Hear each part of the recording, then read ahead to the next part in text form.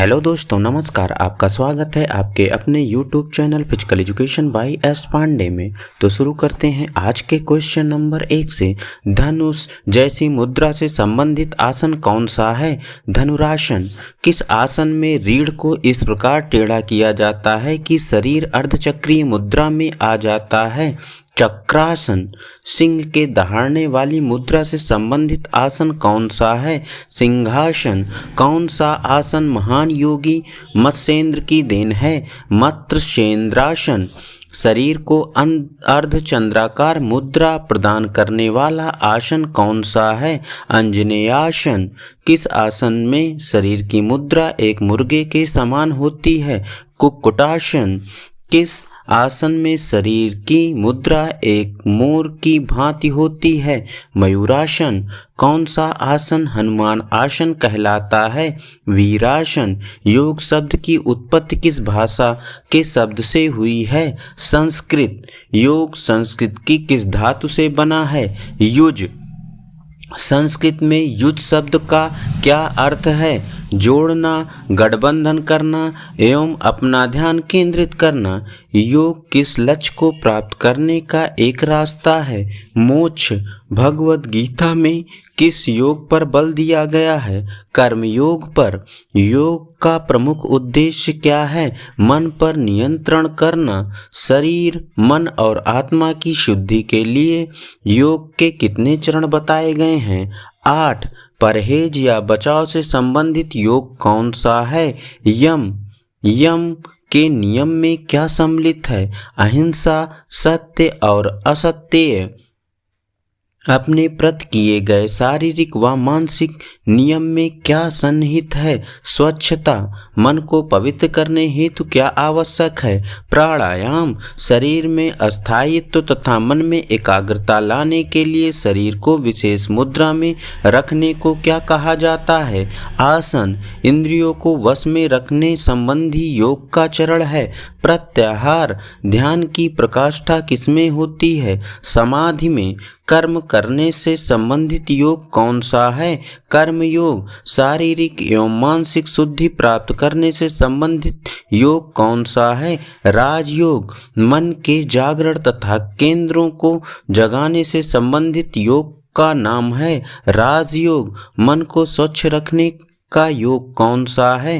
मंत्र योग। व्यक्ति को जानते हुए विलय करने का योग कौन सा है? लय योग। सघन भक्ति करने का योग कौन सा है? भक्ति योग। धनात्मक शक्ति एवं ऋणात्मक शक्ति, इन दो शक्तियों का परस्पर मिलन है हठ योग। शरीर को विशेष मुद्रा में रखने की उस स्थिति को क्या कहते हैं जिसमें शरीर की अस्थायित्व एवं मन को ठहराव मिलता है? आसन। योगासन करने का आदर्श समय कौन सा है? प्रातः काल। पद्म का क्या अर्थ है? कमल। पद्मासन को किस अन्य नाम से जाना जाता है? कमलासन। महात्मा बुद्ध को बहुधा किस आसन में दर्शाया जाता है? पद्मासन में। वज्रासन को कब किया जाता है? खाना खाने के बाद। किस आसन को दर्जी की सीट कहा जाता है? सुखासन को। कौन सा आसन सांस्कृतिक मुद्रा में संबंधित है? शवासन। अत्यधिक मानसिक तनाव या दिल की बीमारी के उपचार अथवा शरीर व मन को आराम देने से संबंधित आसन है शवासन। किस आसन की आकृति हल से मिलती जुलती है? हलासन की। सर्प मुद्रा वाला आसन कौन सा है? भुजंगासन।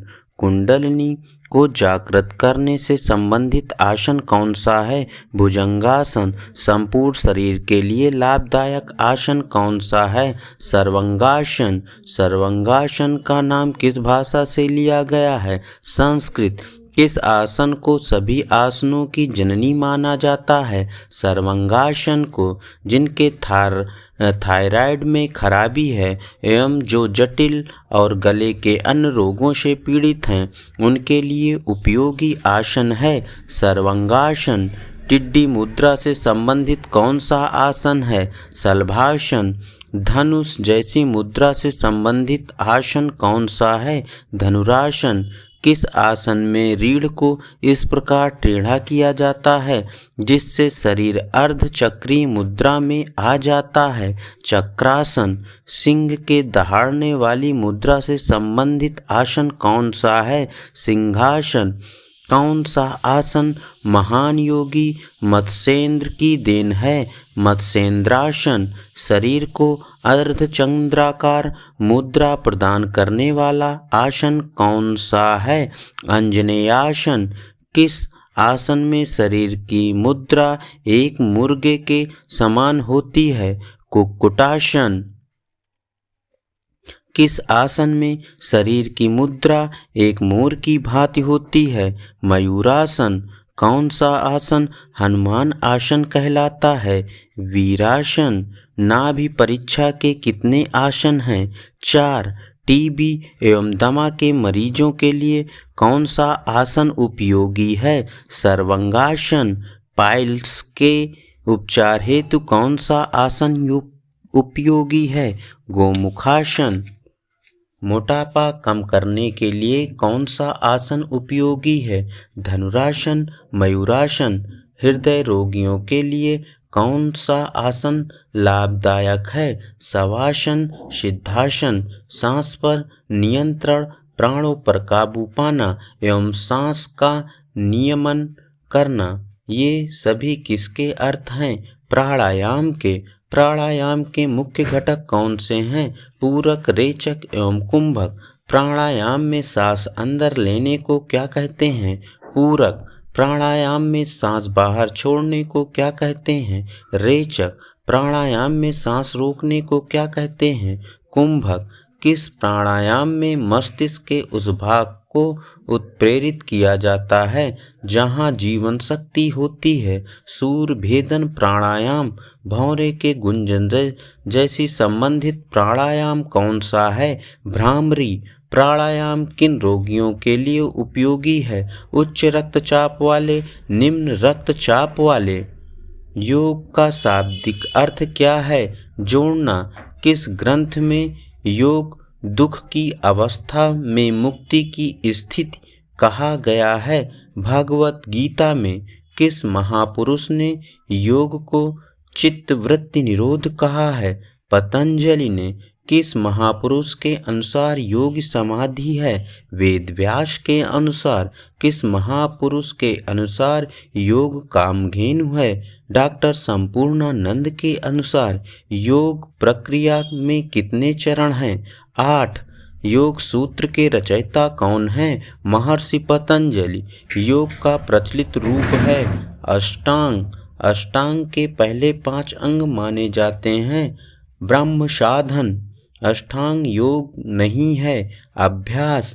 यम, नियम, आसन, प्राणायाम, प्रत्याहार, धारणा, ध्यान, समाधि, ये हैं अष्टांग योग।